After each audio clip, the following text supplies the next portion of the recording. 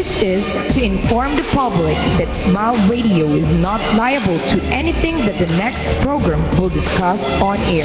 The radio station is encouraging responsible broadcasting to all our clients. In case of any illegalities which will occur therein, Smile Radio will not be responsible. Alhamdulillah Rabbil Alamin wa salatu wa salam ala Rasulillah. Kami po ay nagaanyaya na makinig at subaybayan po ang aming programa na pinamagatan namin Islam is Solution for Humanity. Ito po ay mapapakinggan natin sa araw ng Miyerkules sa ganap na oras na alas 10 hanggang alas 11 po ng umaga. Dito lamang po sa Bataan Station 98.3 FM Smile Radio. Ito po ang inyong lingkod na tagapagsalita, Imam Saleh Beray, kasama po ang mga kapatiran sa likuran ng programang ito. Muli po ay inaanyayahan po namin kayo sa isang programa na kung saan ang siya po magbibigay ng lahat ng kasagutan sa lahat na samut-saring suliranin o problema ng tao hinggil sa kanyang pananampalataya na kasagutang katotohanan at walang kasinungalingan. Tayo po ay magkita-kita at magkatagpo-tagpo sa programang ito sa araw ng Miyerkules, alas 10 hanggang alas 11 po ng umaga, insyaAllah. Wassalatu wassalam walhamdulillah Rabbil Alamin.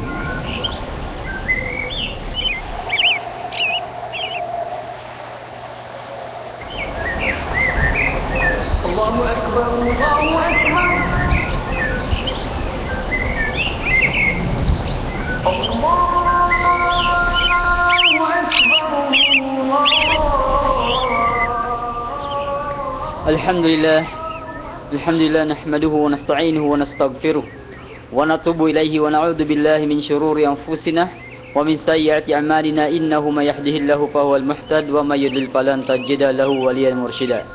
Wa asyhadu an la ilaha illallah wahdahu la syarikalah wa asyhadu anna Muhammadan abduhu wa rasuluh sallallahu alaihi wasallam.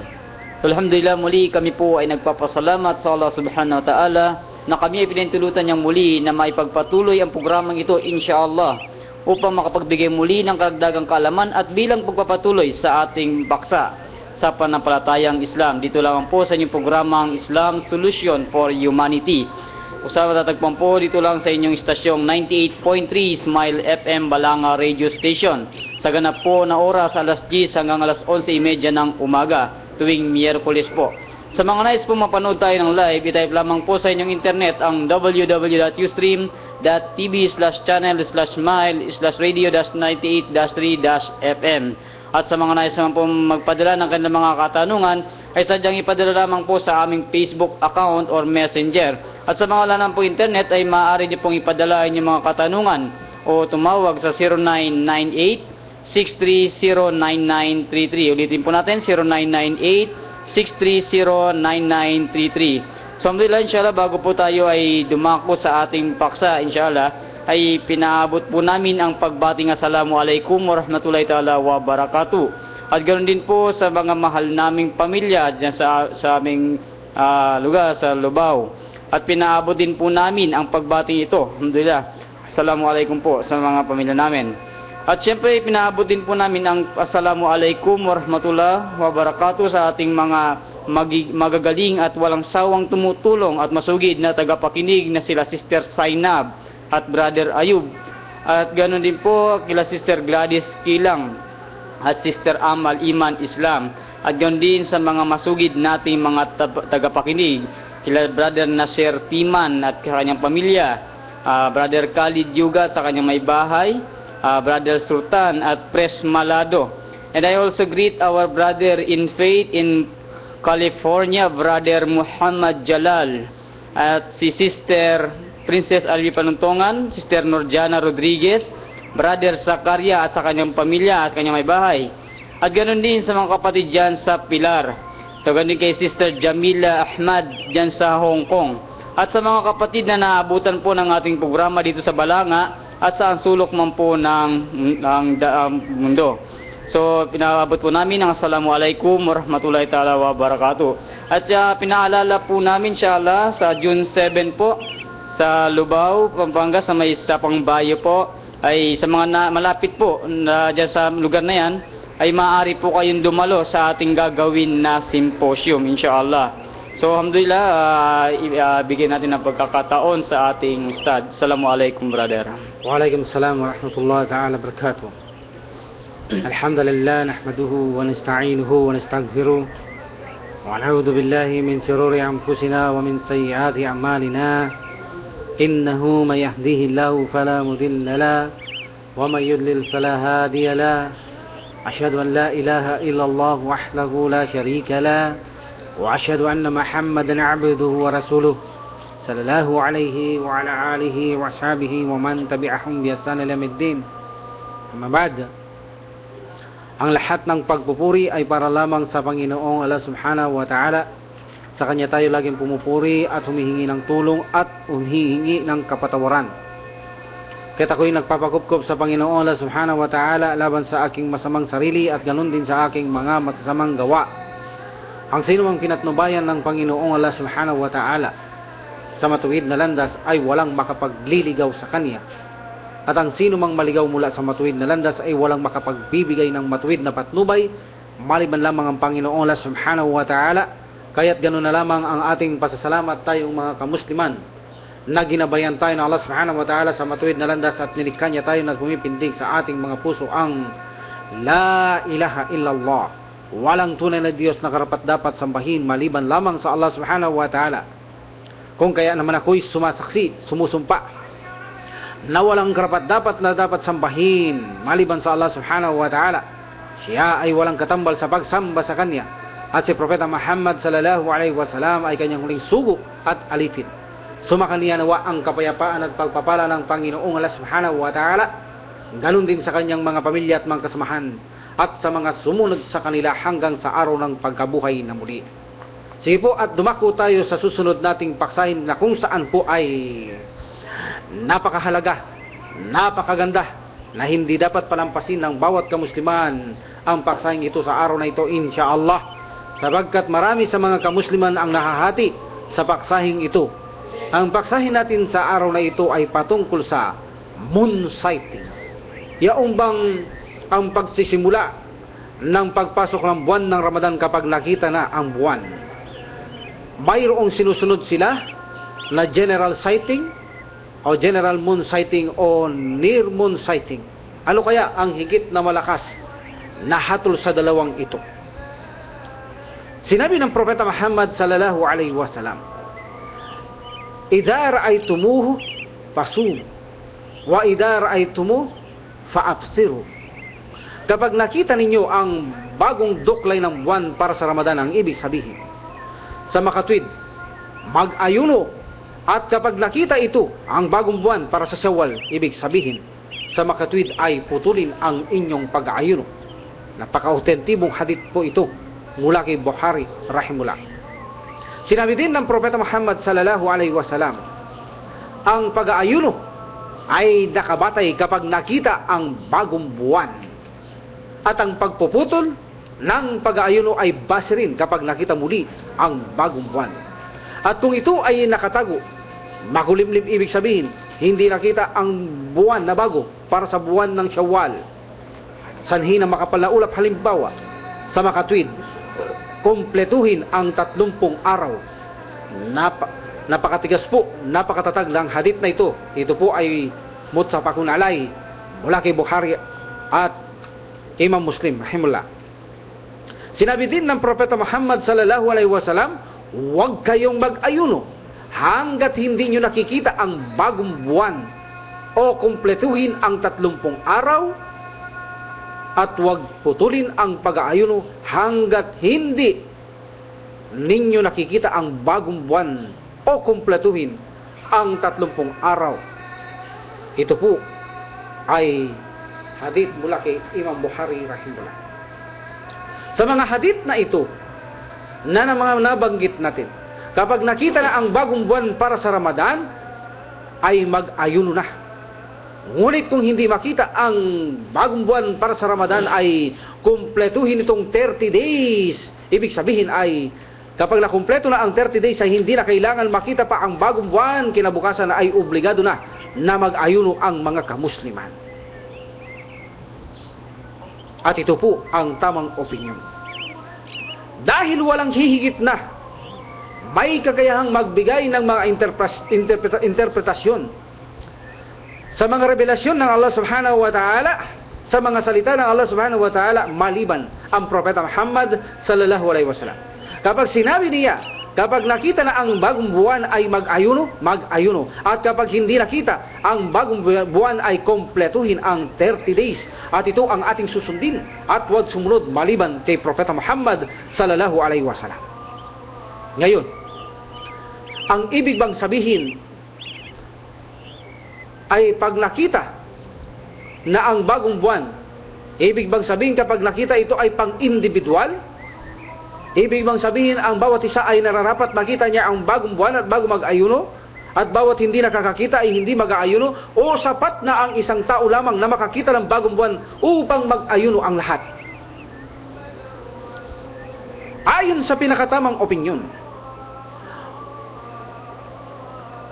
kung ang tinitingnan ay para sa bagong buwan, para sa Ramadan, ay sapat na ang isang tao na Muslim, na sa kondisyong siya ay Muslim, malinaw na may paningin siya at mapagkakatiwalaan siyang Muslim. Ibig sabihin, ang monsighting na nakakita, kahit iisang tao lamang ay tatanggapin kung siya ay Muslim, malinaw ang paningin at mapapagkatiwalaan nito. Ibig sabihin, hindi maaring tanggapin ang sighting ng mga hindi Muslim o kaya naman ay mga batang mga Muslim. Kinakailangan ito ay nasa wastong edad, mapagkakatiwalaan at isang Muslim. At para naman sa babae, ay sapat na ang dalawang Muslimah na mapagkakatiwalaan. Sapagkat alam natin, pagdating sa pagsaksi, ang katumbas ng isang lalaki ay dalawang babae pagdating sa pagsasaksi. Mula sa ulat na sinabi ni Ibn Umar radhiyallahu, ang mga tao ay hinahanap ang bagong buwan para sa Ramadan. Sa ganito ay sinabi ko sa sugo na nakita ko ito. Sa makatwid ang sugo ay nag-utos na ang mga tao ay mag-ayuno na kinabukasan. At ganoon din ang sugo, siya ay nag-ayuno na rin kinabukasan. Sallallahu alaihi wasallam. So, ibig sabihin ay malinaw sa hadith na ito na sinabi ni Ibn Umar na siya lang mag-isa nakakita sa buwan ng Ramadan, ngunit siya ay Muslim, matapat, mapagkakatiwalaan, na sa wastong edad. So, dito ay tinanggap ng Propeta Muhammad sallallahu alaihi wasallam ang isang pagsasaksi ng isang tao kapag nakita na ang bagong buwan ay tinatanggap ito at pag-utos na sa tao na mag-ayuno na kinabukasan. At mula naman sa likom ni Imam Ahmad rahimullah, kung saan ito ay otentibo na hadith, na silang ayunan pa ito ni Ibn Khuzaimah rahimullah at Ibn Hibban rahimullah, na mula ito sa salaysay ni Ibn Abbas radhiyallahu na isang Beduin ang dumating sa sugo. Isang Beduin na kung saan ito'y nakatira sa mga disyerto, na kung saan umuulan ay doon sila namamalagi sapagkat sila ay pakalat-kalat lamang sa disyerto. Kung saan may ulan, may tubig, doon sila maninirahan. Dumating ang Beduin na ito kay Propeta Muhammad sallallahu alaihi wasallam at nagsabi, katotohanan, nakita ko ang bagong buwan para sa Ramadan. Sa ganito, ang Propeta Muhammad sallallahu alaihi wasallam ay nagsabi, ikaw ba ay sumasaksi na walang karapat-dapat sambahin maliban sa Allah at si Muhammad ay kanyang sugo o sugo ng Allah? Ang tao ay nagsabi, oo, naam.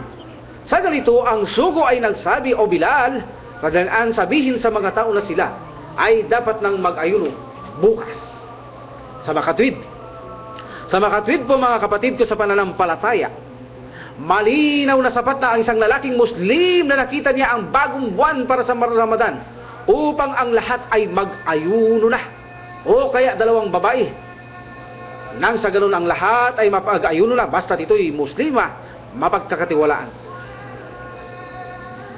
Dahil alam natin, pagdating sa pagsaksi, ang katumbas ng isang lalaki ay dalawang babae na Muslim at mapagkakatiwalaan na sa tamang edad.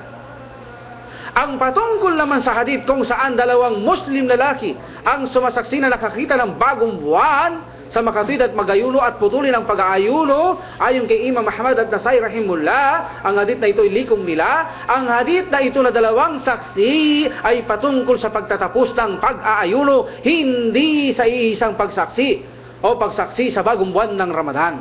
Ang pagsaksi na tinutukoy na dalawa katao kapag pagtatapos na ng buwan ng Ramadan, Kapag patapos na ito, hindi sapat ang isang saksi upang tumigil sa pag-aayuno ang mga tao. Kinakailangan dalawang saksi na Muslim na lalaki at nasa wastong edad at magpapagkatiwalaan. Kapag nakita na ang bagong buwan, ito ay buwan ng Syawal, tapos na ang Ramadan.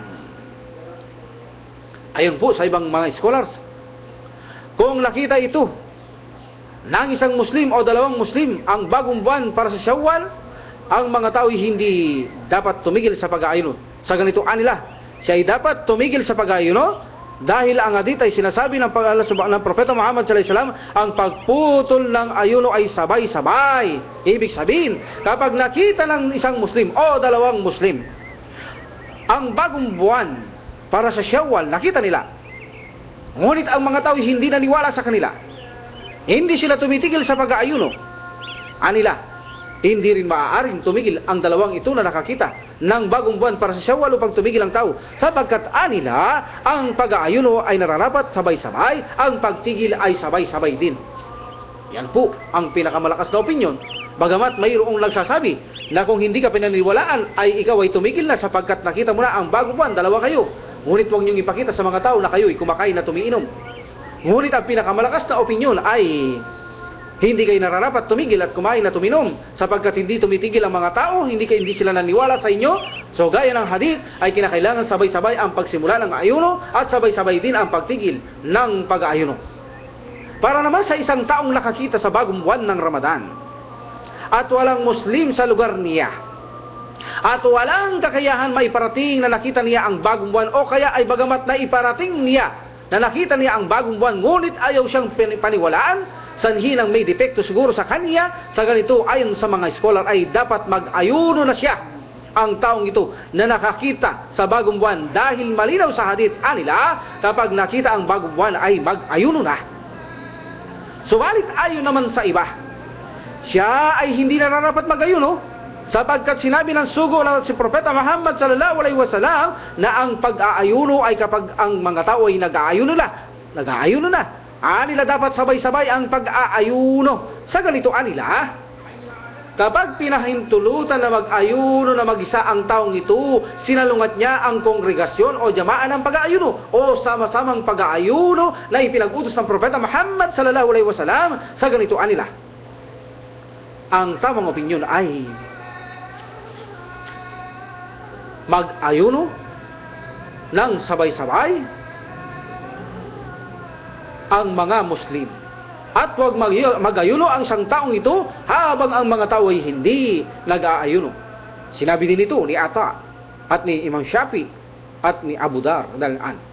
So, sinabi din nila ito, dapat sabay-sabay ang pag-ayuno. Kung hindi pinaniwalaan ang isang taong ito, nakita niya ang bagong buwan ng Ramadan, sinabi niya, ngunit ayaw maniwala, marahil may depekto sa kanya, hindi siya mapagkakatiwalaan.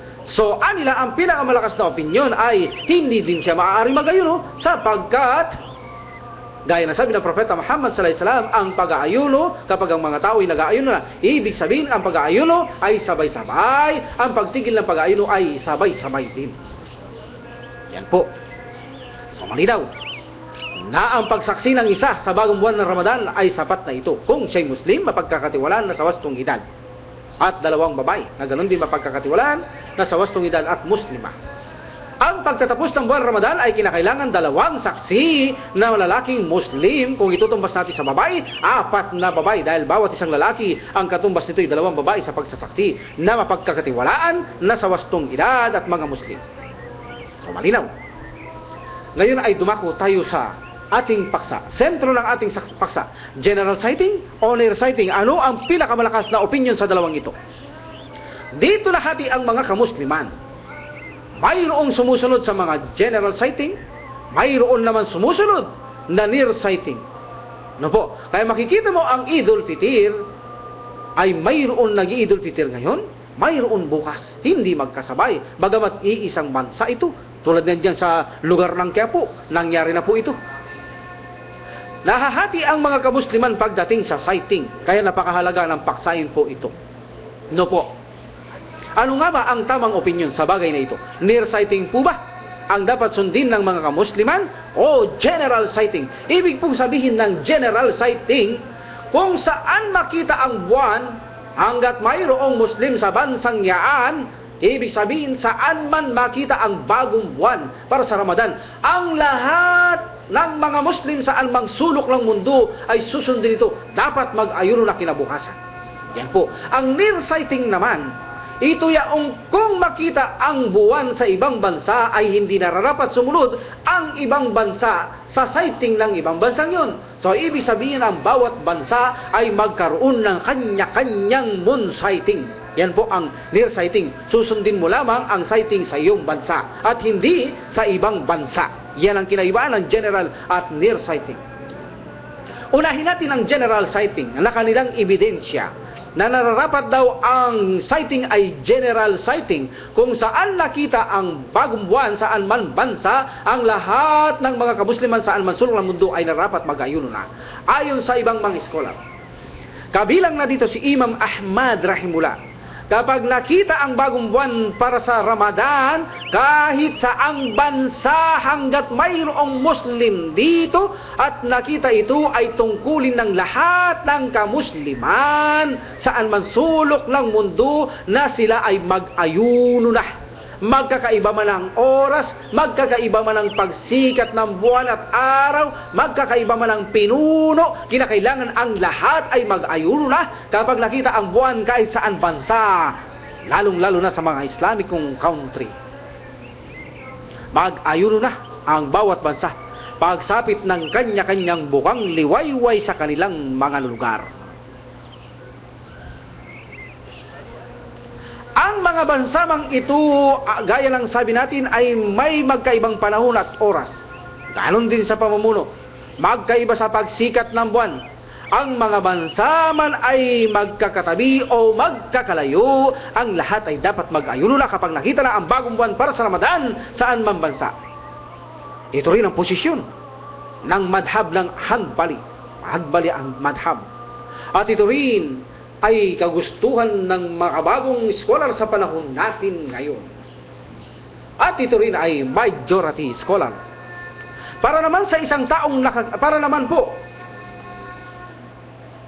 isa sa pagdadahilan nila na nila, ang mundo ay magkakadikit-dikit lamang at ang mundo ay iisa lamang. Ang bawat bansa'y magkakadikit at wala anila na kung saan anila dapat na ang mga kamusliman ay nag-aayuno at sa kabilang dako anila ay hindi nag-aayuno. At ito anila ay salungat sa hadith na ang pag-aayuno ay kapag ang mga tao ay nag-aayuno na, ibig sabihin anila ang mga tao nag-aayuno na ay sabay-sabay ang mga tao mag-ayuno saan man sulok ng mundo hanggat mayroon Muslim at sabay-sabay din sa pagtigil kapag nakita na ang bagong buwan para sa Shawwal.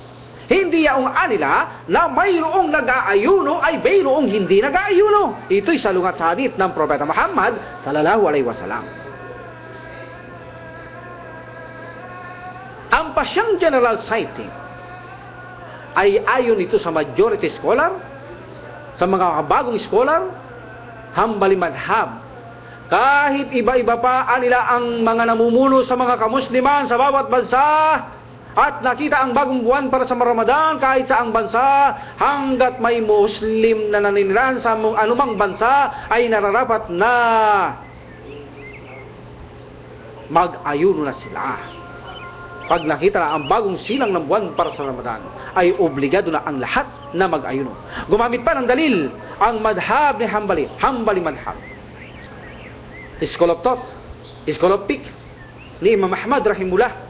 Ang sabi nila, ginamit nilang dalil, paman syahida minkum syahra falyasum. Ang sino mang makakita sa inyo sa bagong duklay ng buwan, hindi siya manlalakbay, nasa tahanan lang siya, ay nararapat siyang mag-ayuno. Anila, chapter 2, verse 185 ng banal na Quran. At sinabi rin ng sugo, idha ra'aytumu fasumu, wa idha ra'aytumu fa'aksiru. Kapag nakita ninyo ang bagong buwan ng Ramadan, ibig sabihin, sa makatuwid ay mag-ayuno. At kapag nakita ninyo ito, bagong buwan ng Shawwal, sa makatuwid ay putulin ang pag-ayuno. Bukhari rahimullah. Anila, ang mga ebidensya na ito ay pangkalahatan, general sighting. Kung kaya anila, kapag nakita ang bagong buwan ng Ramadan sa alinmang bansa na may mga Muslim, ang lahat ng mga Muslim sa buong mundo ay dapat nang mag-ayuno. Ito ang proof ng general sighting.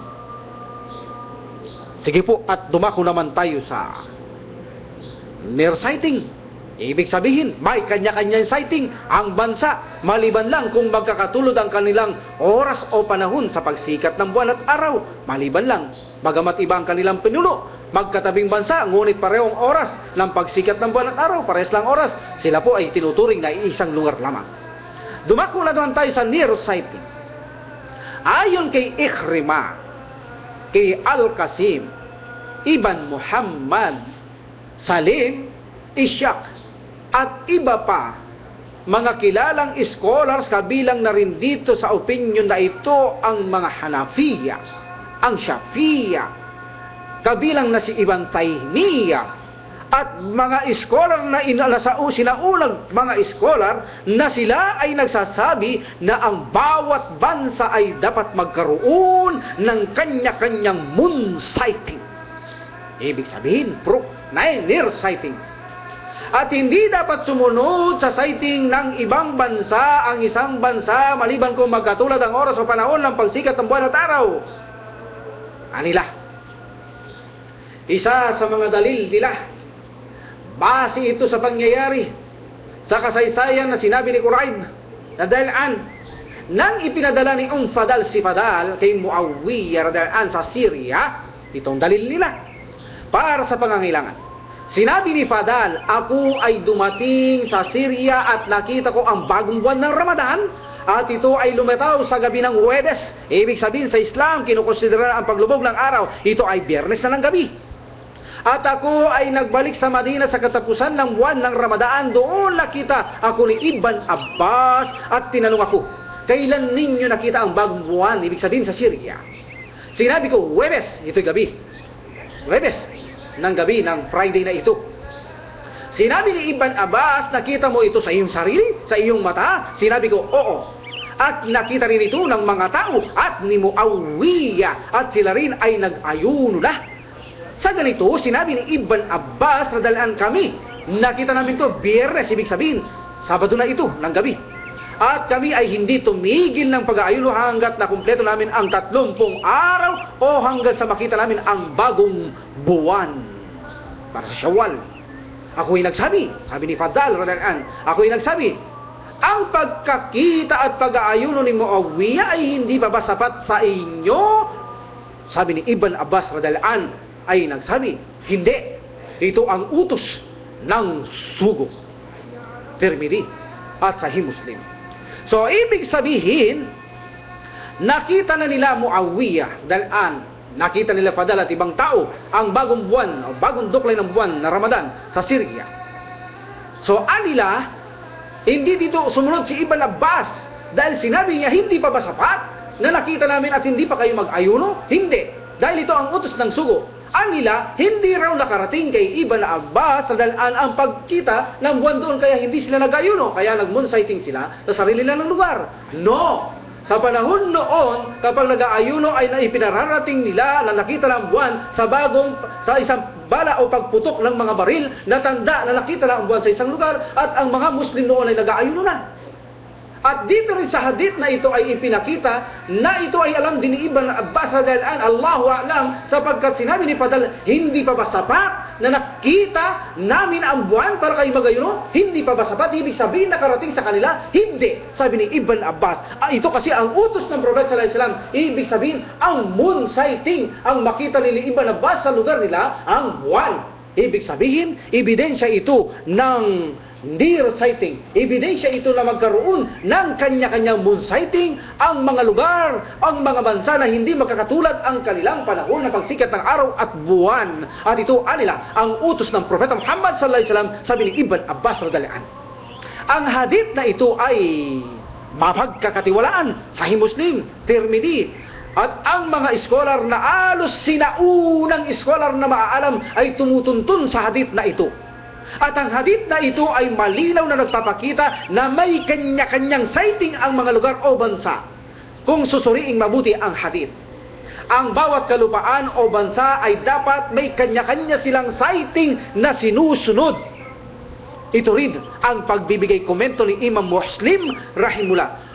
Kung ang pagitan ng dalawang bansa aniya o bayan ay malayo. Ang sighting ng bagong buwan ay hindi dapat tanggapin. Malayo ang sighting ng kanilang bagong buwan. Sa pagsikat ng bagong buwan ay hindi dapat tanggapin ng isang bayan o bansa kung ang bagong buwan ay hindi nakita ito sa isang lugar. Ngunit kung ang pagitan nilang dalawang bansa o bayan ay malapit ang oras o panahon na halos magkatulad ang panahon o oras, sa ganito ay balido sa magkabilang panig ng moon sighting. Kahit magkaiba pa ang kanilang pinuno, ay imbalido na sundin ito.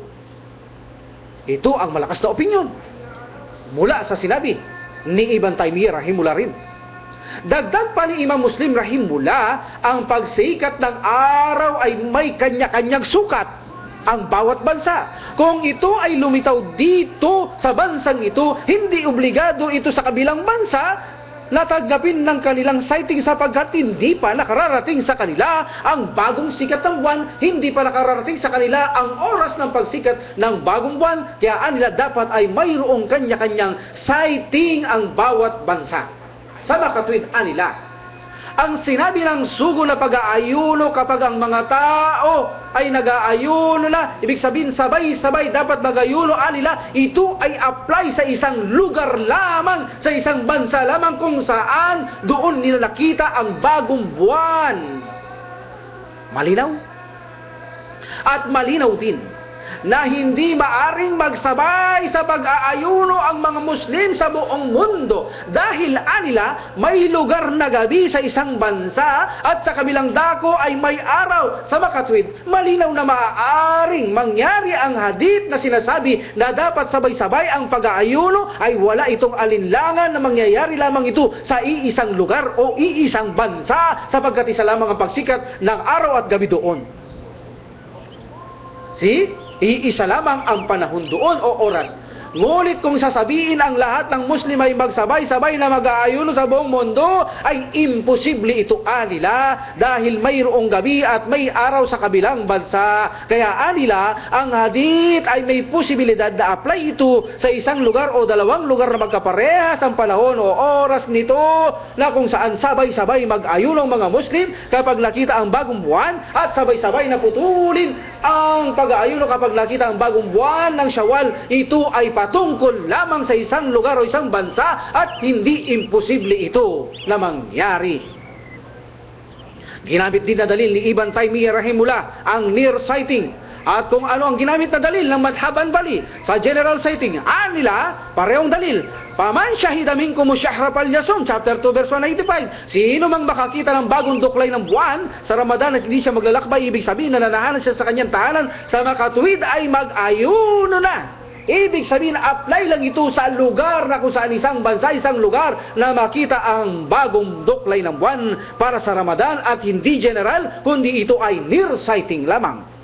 At sinabi rin ng sugo na ginamit din na dalil ng Hanbali Madhhab, kapag nakita ninyo ang bagong buwan ng Ramadan sa makatuwid ay mag-ayuno na. At kapag nakita nyo ang bagong buwan para sa Syawal, sa makatuwid ay patuloy ng pag-ayuno. Ani Ibn Taymiyyah rahimullah at marami pang sinaunang scholar, ang mga dalil na ito ay para lamang sa near sighting, para lamang sa isang lugar na kung saan nakita ang bagong buwan ng Ramadan, at hindi ito sa apply sa lugar na hindi pa umaabot sa kanila ang pagsikat ng bagong buwan. Paano mo i-apply sa kanila ang hindi pa nakakaabot sa kanila ang pagsikat ng buwan? Anila.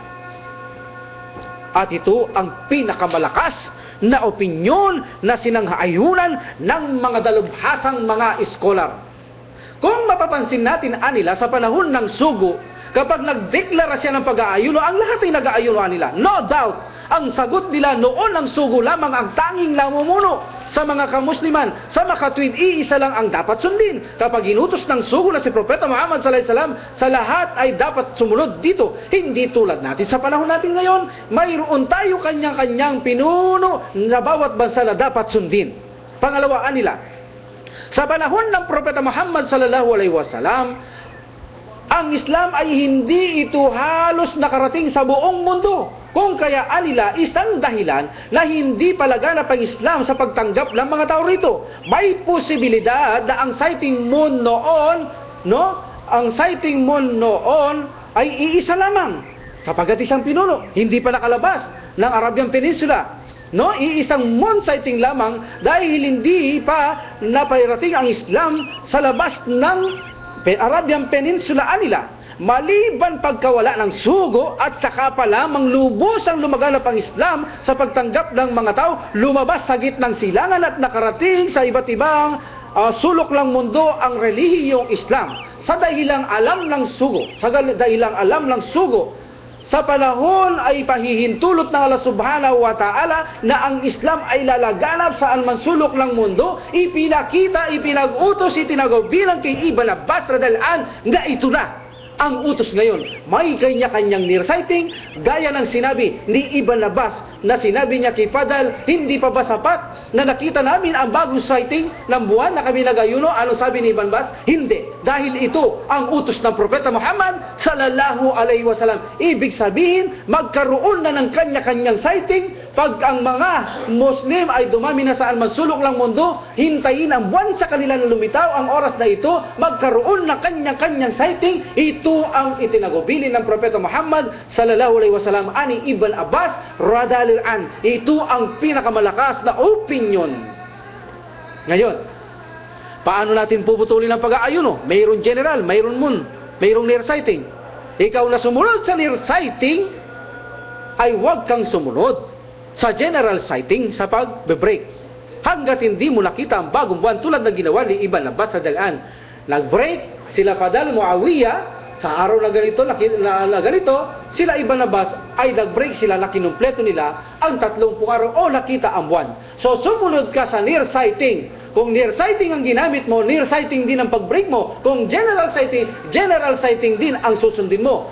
Ngayon ang tanong, kung ikaw ay 28 days, near sighting ka, 28 days nangyari, lumitaw ang bagong buwan na Syawal sa iyong bansa, so obligadong pumutol ka dahil ito'y nakita. Ngayon ay kulang ka lang isa. Ng mga scholar, ito ay pabor, ito ay baraka ng Allah subhanahu wa ta'ala sa iyo na hindi mo pananagutan dahil ito ay hindi mo sinasadya. So ito'y baraka. Sabi nila, ito'y wala kang pananagutan. 28 days lang nangyari, nakita ang bagong, ngunit nag-umpisa ka, moon sighting, near sighting ka, hindi nakita, sinunod mo ang near sighting, then general sighting, nakita ang bagong buwan, 28 days ka lamang.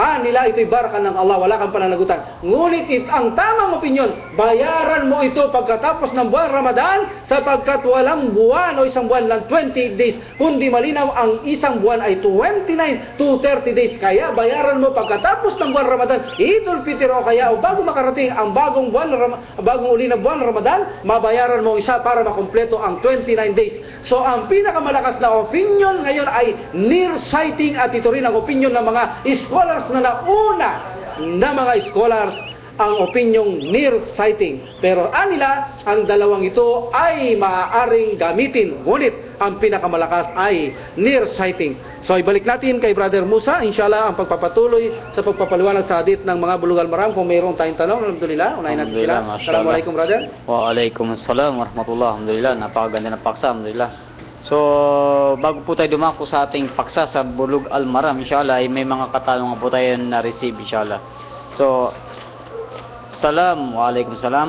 Ang paglunok po ba ng laway ng iba, tulad ng asawa, ay nakakasira ba ito ng fasting? So, yun po ang katanungan ng isa natin na nagpadala, alhamdulillah, brother. So, yung tanong niya, kung nakakasira ba ng pag-aayuno ang paglunok ng laway ng iba, tulad ng asawa? Actually, nasagot na natin nakaraan yan, brother. Alhamdulillah. Na sinabi natin, ang paglunok ng laway ng iba ay hindi nakakasira ng pag-aayuno. At maaari lamang mangyari ito kung nakikipaghalikan ka sa iyong asawa. Of course, doon maraming posibilidad na mangyari yon. Nakikipaghalikan ka sa bibig ng iyong asawa, tayong kapwa mag-asawa. So ngayon ay may posibilidad na nakakakuha kayo ng laway sa bawat bibig na magkabilang panig, at ito ay nalulunok natin. So ayon sa sinabi natin noon, ito ay hindi nakakasira ng pag-aayuno. Sapagkat sinabi natin ang laway ay bahagi ng katawan. na kapag linulok mo ito, may posibilidad na nai-stack lamang doon sa lalamunan ang siyang dahilan hindi pumupunta sa sikmura at dumidikit at doon na nanatili dahil siya ay bahagi ng katawan. Dumidikit siya doon. So, anila, hindi maaaring pumunta ang laway na ito sa sikmura. Kaya anila, ito'y ginagawa ng Propeta Muhammad sallallahu alaihi wasallam sa kanyang asawa na si Aisha, dahil sa hadith na Abu Dawud na nagkikis ang Prophet sallallahu alaihi wasallam kay Aisha, ngunit ginagawa rin ani Aisha na nakipaghalik sa labi o bibig ni Aisha ang Propeta Muhammad sallallahu alaihi wasallam, at alam natin ang labi ni Aisha ay mamasa-masa ito.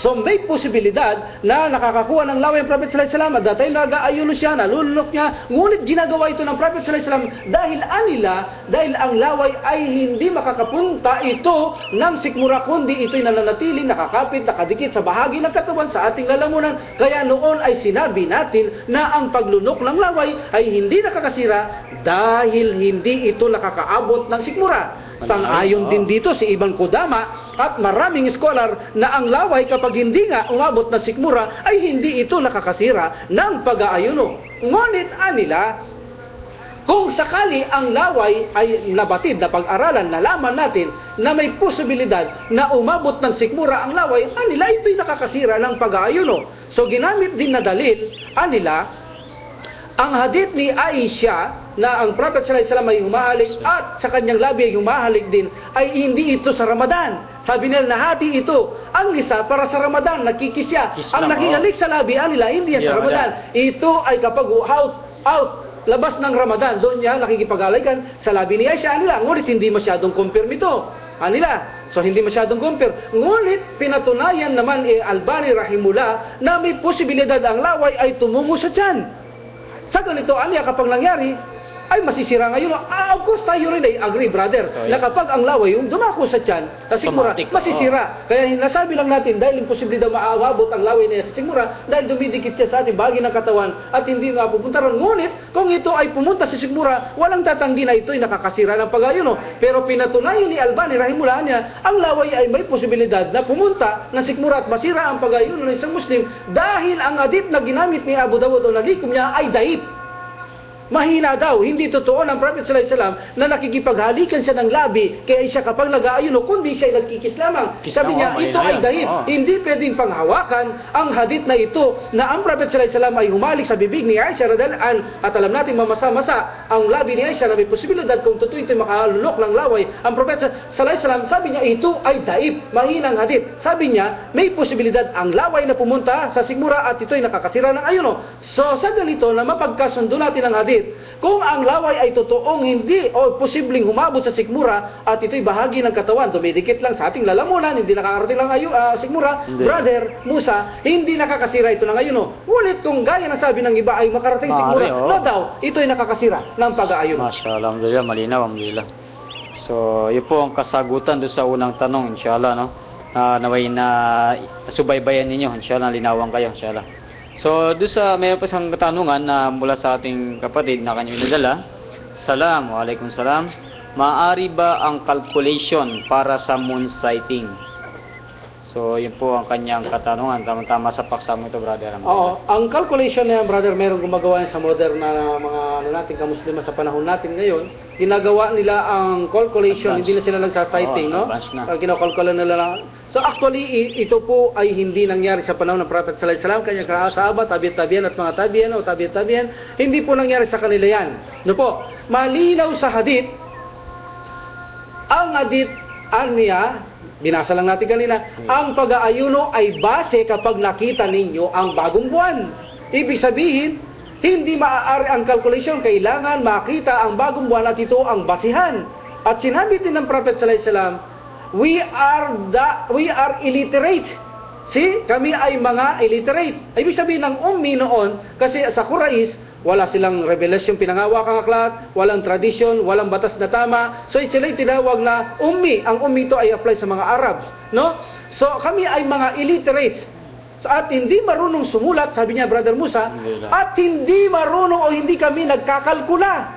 ang buwan ng Ramadan ay ganito, ang buwan ng Ramadan ay ganito. Ibig sabihin, pinagtatayo niya ang daliri niya, ipinakita niya sa kasama niya 29:30. Itinatayo niya daliri ng Prophet sallallahu alaihi wasallam 29:30. Ang buwan ng Ramadan ay ganito, ang buwan ng Ramadan ay ganito. Kami illiterates, hindi marunong magsulat at hindi kami nagkakalculate. So ibig sabihin, hindi nagkakalculate ang Prophet sallallahu alaihi wasallam, ang mga sahaba niya, hindi sila gumamit ng calculation sa moon sighting.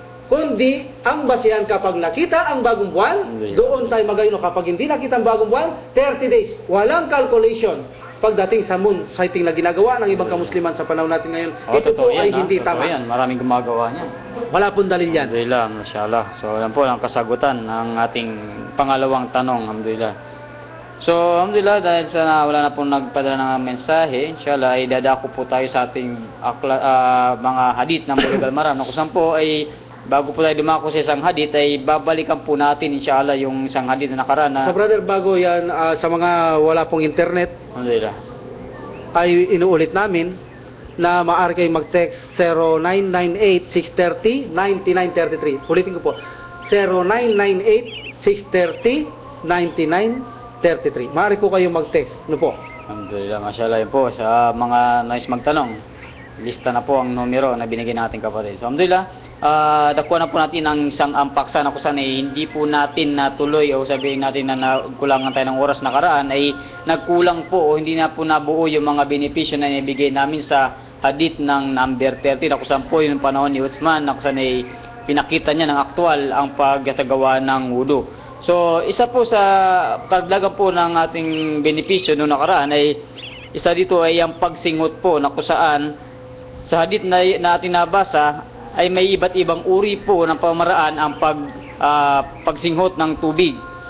Narito po ang una ay ang una sa bibig sa bibig ang una 3 beses, then ilong 3 beses pagkatapos ng bibig. So isa naman po ay ang sabay ng bibig at ilong sa isang salok lang ng tubig 3 beses po. So isa naman po, ang iba naman ay nagsasabi na sa isang salukan ng tubig, dalawang bibig, 3 sa ilong, tapos ay sa isa sa bibig.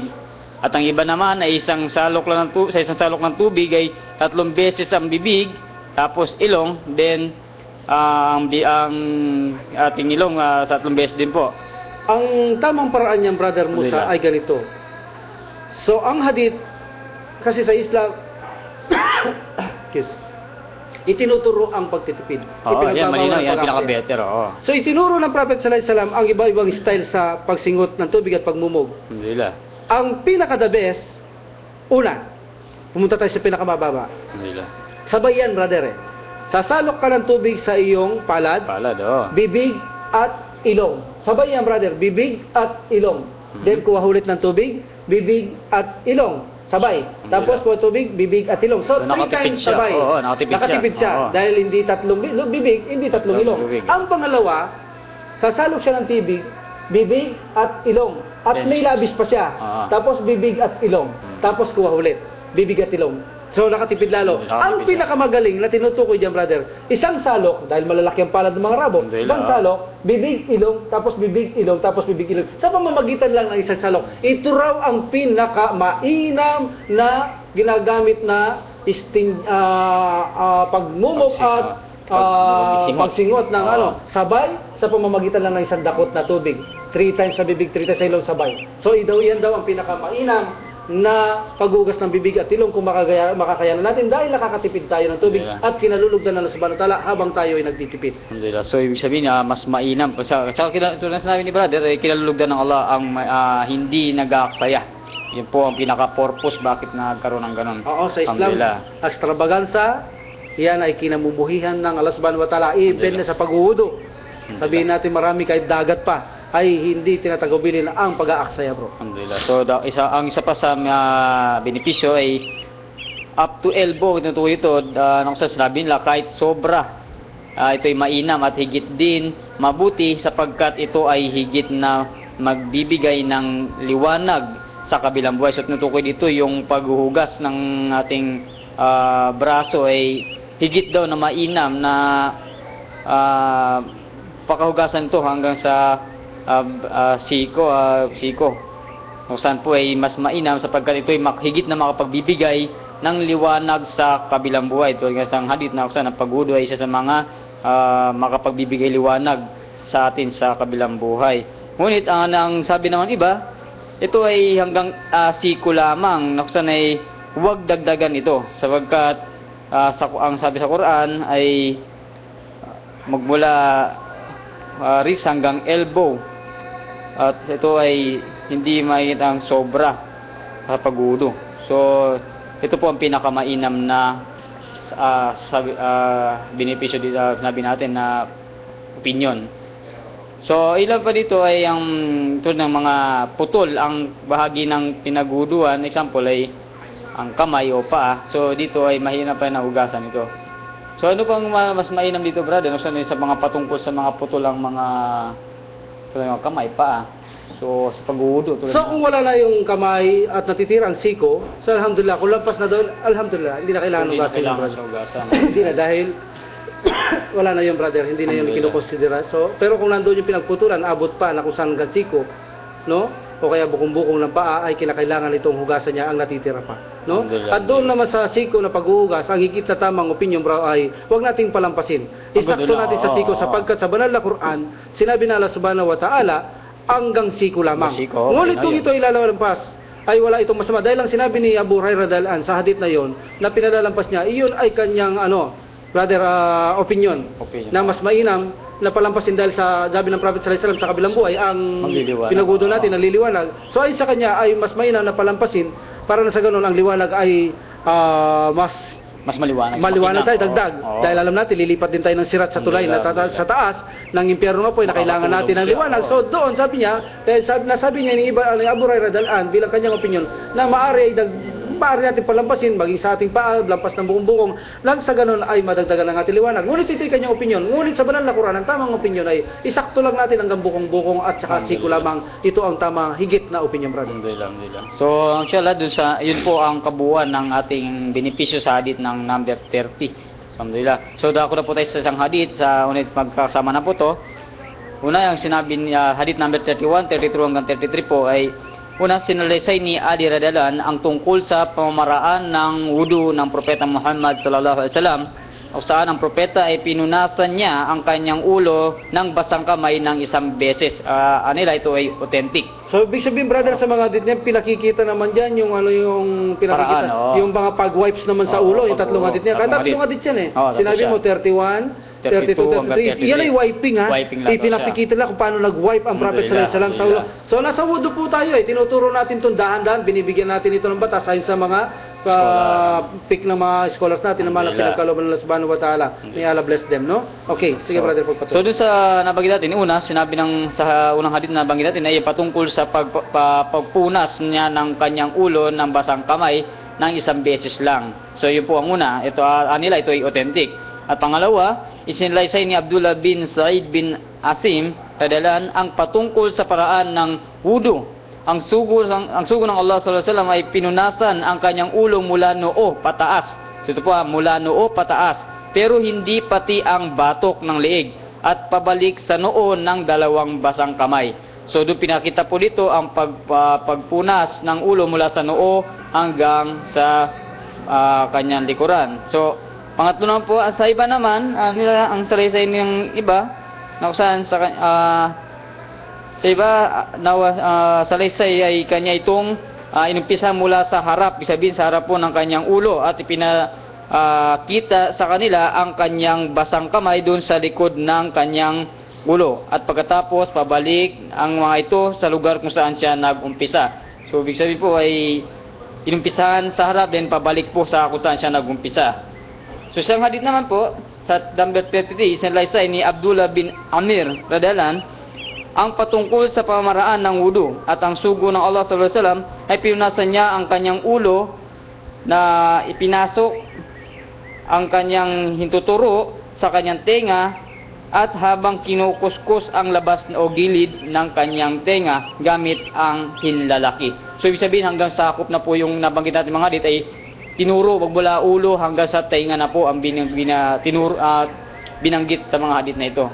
Kung saan po, muna ay pagpunas, wiping ng ulo ng basang kamay Then sa pangalawa, itinuro kung paano ito isagawa, papunta harap, hanggang sa likod, then pabalik. At pangatlo, dun sa pagkatapos ng pag-wiping ng ulo ay ang tainga, pagkatapos niyang punasan. So, yun po ang tatlong hadith na natin nabasa.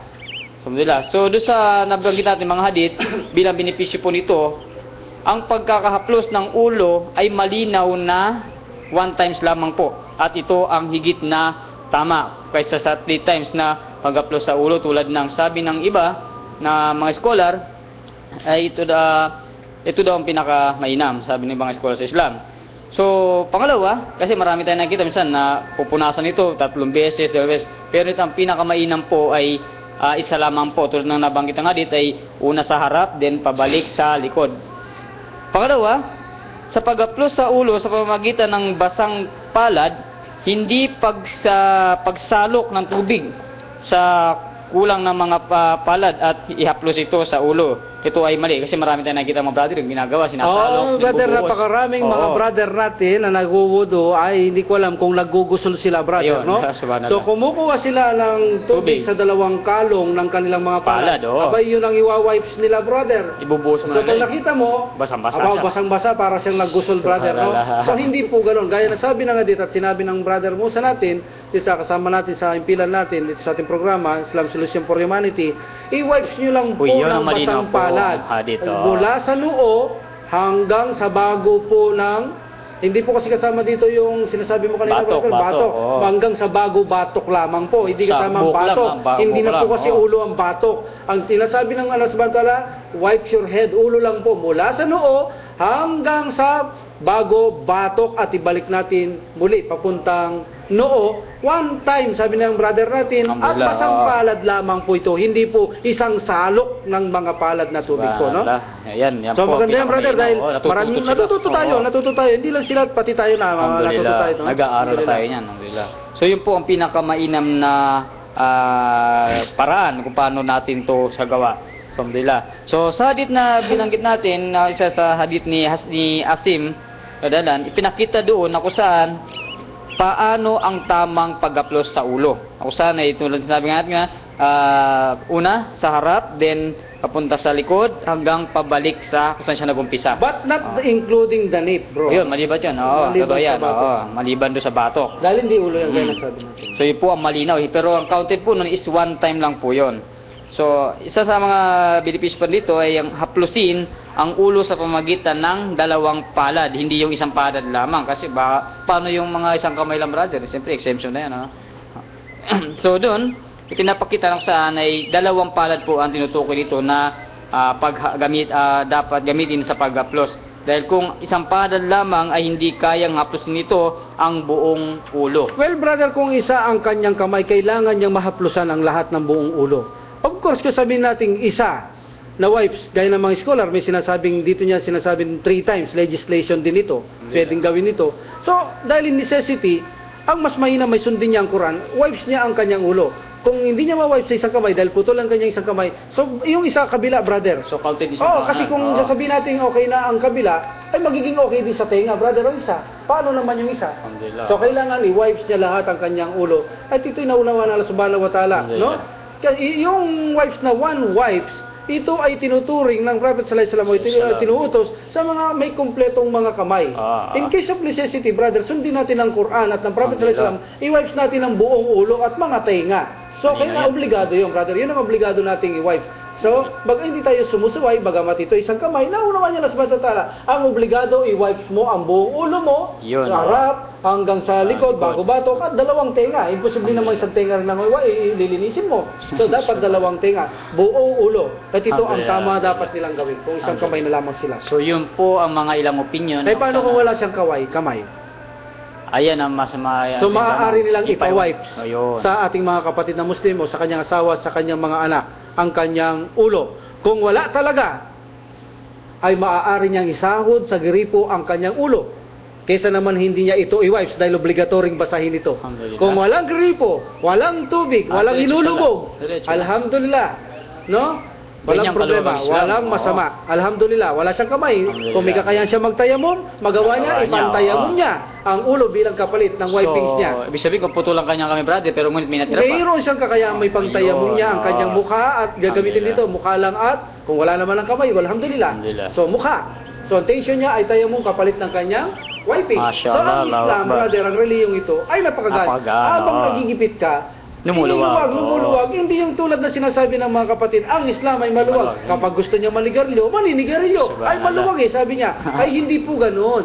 Ang Islam flexible lang po kapag nagigipit, Yun ang lalo tama, na life and oo. death. Ang isang Muslim doon niya po binibigyan ng tsansa na tanggalin ang mga pahirap na ito sa isang Muslim. Alhamdulillah. Hindi kung gusto mong gawin ang gusto mong gawin, sabihin mo maluwag. Bagamat Alhamdulillah. hindi naman ito dapat gawin ay gagawin mo. At ang pagluwag sa Islam po ay hindi po ito yung madaling bigkasin. Sabihin, ito may mga Pattern din. Oo, pattern. Oo, may mga dalil ka rin na hawakan na Kailangan, pwede hindi mo yung siyang basta-basta iluwag. ka lang luluwag. Oo, okay. Yun po ang pinakamainam sa Islam. So, alhamdulillah, ay yun po ang mga ilang benepisyo dun sa nabanggit natin na sa hadith na 31, 32 hanggang 33. So, Alhamdulillah. kung makikita mo brother, ayon sa banal na Quran, Alhamdulillah. wamsahu biruusikum, no? And wipe your head. Malinaw. Sabihin, Oo. haplusin ninyo Haplusin ang mo. inyong kamay sa pamamagitan ng inyong mga palad. Basang palad. Basa. No? Hindi sinabing kumuha ka ng tubig. So, ito chapter 5, verse 6. So, dito, kapag nagsagawa ka ng wiping, kasi ang ulo, ibig sabihin, yung ulo mo, buong ulo, mula no hanggang batok, kasama ang tenga. Totoo yan, Alam natin, sa hadith natin, binasa mo sa 32. hadith na kung saan narrated ni Abdullah bin Amir, Mm. na dahilan na kasama ang tenga, tinuro niya, ipinasok Ang ang hintuturo. hintuturo at ang tam sa likod at tinaplusan. oo. So dito, anila, ang pag-wiping dito, kapag wipe mo ang hindi buong ulo, Alhamdulillah. hindi buong ulo, sabi ni Salih Al-Fawzan, wudu is not complete, wudu is not correct. Yun ang sinasabi natin kanina, brother. Kung isang kamay ka, Yun ang obligado mong pinaka- basahin niya, Oo. wipes lahat yan.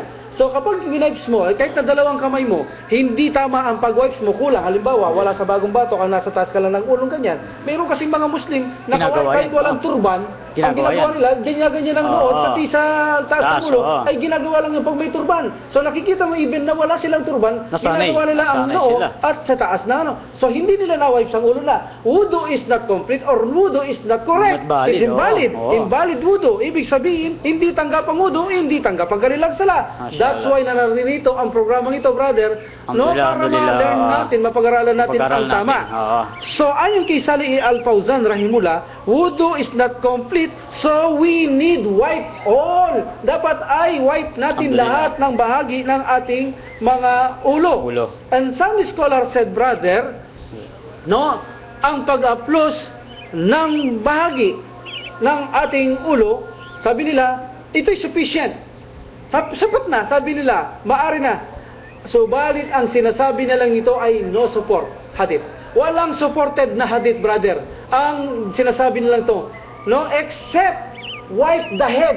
Yun ang Yan tama. ang utos ng oo, banal yun na ang Quran, utos. yun din ang utos ng Prophet Muhammad sallallahu alaihi wasallam. So the correct opinion, brother, so is to wipe all of the Head. head. Ito ang tamang opinion, no? At sinabi ng Prophet Muhammad sallallahu alaihi wasallam, ang tenga ay bahagi ng ulo. Ayun, oo. See? So kailangan din linisin natin ang tenga.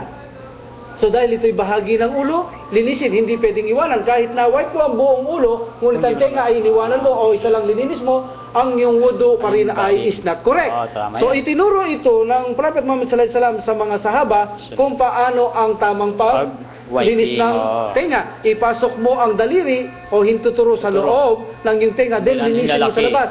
So ito ay mali pa rin.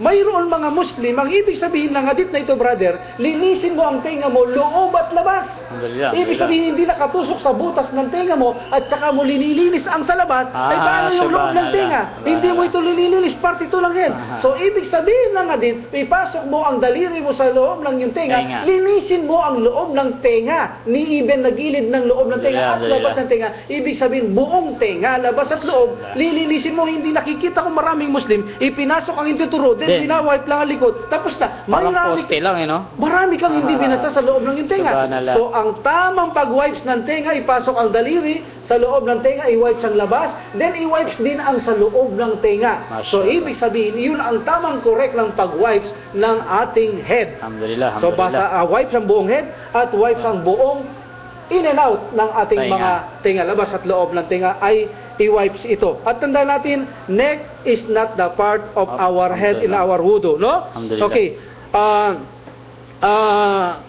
Ang wiping ay mayroon itong tatlong uri. Ngunit hindi natin papaksayin.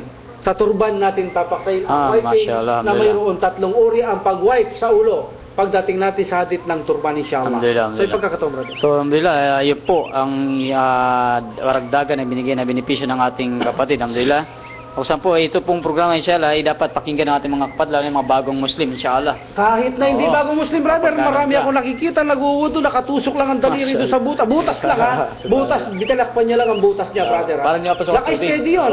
Tapos minawipes niya sa likod, sa kanyang lalaki, wala na siyang paktulong Yan, sa loob ng oo. tenga, hindi niya nalilinis ang kanyang loob ng tenga. Yun po ay mali. Bakit? Dahil ang Prophet sallallahu alaihi wasallam mismo ipinakita niya ito at sinabi niya, ang tenga ay bahagi Bahagi. ng ulo. So, ibig mo sabihin, labas lang ng tenga ang ating iwawipe sa loob, wala na tayong pakialam, ibig sabihin, hindi kumpleto.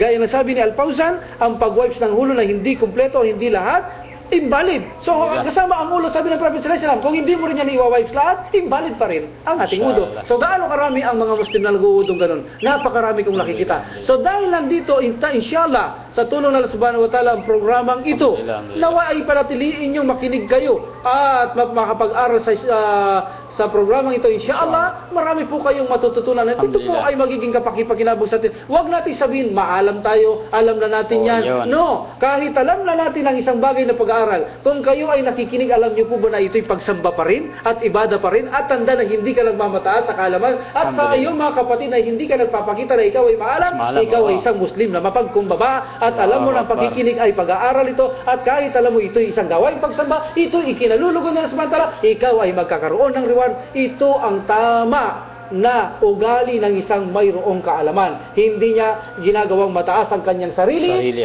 lagi siyang mapagkumbaba, hindi niya tinitingnan kanyang mga kapatid, nag-aral o hindi, hanggat sila'y nagtuturo lang matama sa pananampalatay Islam, patuloy na ipinaghihingi ito ng barakah sa Allah subhanahu wa ta'ala. Allahu Akbar, mashallah. Alhamdulillah, yun po ang mga benepisyo ng ating nabanggit na hadith na number 31, 32, 33. Tatlong hadith yung ipinakita ang wipings ng Prophet Yan, Muhammad sallallahu alaihi wasallam mula noo hanggang batok at ibalik hanggang noo. Kung saan siya nag-umpisa. Oo, tapos ay ang tainga. No? So, basa rin, baka naman kumuha kayo ng tubig, biligin yung tenga. Ayun siguro po. Abay, papasok po sa butas ng tenga natin yan. Mashallah. So, una po, sinabi ba ulit natin, yung hadith na yun, nagtuturo po, wiping, hindi buhusan, ha? Opo, wiping. Yung sinabi ng wiping, bro, pahid. Pahid. At sinabi pa, wiping sa pamamagitan lang ng wet hand. So, wet hand. Hindi Basang sinabing, kamay, yung iba kasi, daming tubig. Kasi ang ano lang dyan, brother, mga iba na tanong kung ganyan, nasabi nila, yung tinutukoy dyan, yung anit, kailangan mabasa. Kailangan mabasa. Sa gusul yun, brother.